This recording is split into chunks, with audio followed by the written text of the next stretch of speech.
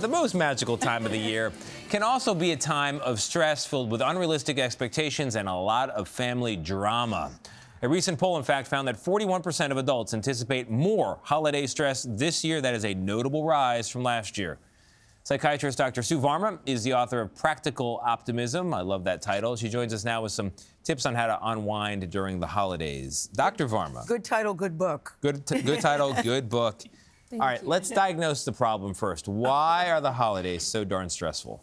So they're stressful for a variety of reasons, but this year, a poll by the APA Healthy Minds shows that the top 4 things are finances. 50% of people are stressed out about finding gifts that they can afford, finding the right gifts. They're stressed out about loneliness, about 1/3 of the population. 1/3 of the population has a lot of grief about relationships, about pets, about longing and missing what holidays used to be, and it isn't for them. And 1/3 of people feel really strained by the relationships and feels that the holidays makes them confront some of these issues that they can and people that they can avoid and back burner the rest of the year. But family issues are huge this time. And you said the strained relationships. Yes. You know, Oprah has a podcast out right now where people are talking about they have no contact with their families. I didn't even know that was an option. Yeah. That I'm just not going to speak to you and I don't even have to tell you why. Yes. But family relationships are a big deal. Yes. And you know, it's interesting, Gayle, like as a psychiatrist, I see this a lot where patients come to me and say, you know, I'm just realizing that I had a lot of issues with this family member. From childhood. Yeah. And they're processing for the first time, right? And we have to be really careful as therapists that we help understand the issue and not just dismiss it as this person is toxic and this person is called trauma. And we don't want to suggest writing that person off. Of course, you want to help someone have a variety of choices. And cutting someone off might be one of them, but asking, is there a way to repair this relationship? There's so many times where I have suggested, bring that family member into therapy.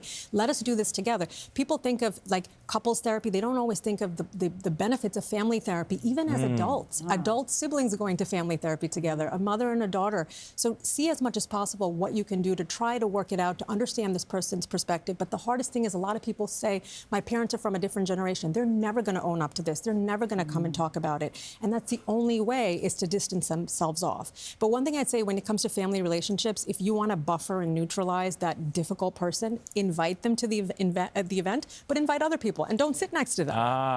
Don't spend an extended amount of time with them. Yeah, one-on-one. Now, when it comes to your kids as parents, how do you set realistic expectations for the holidays?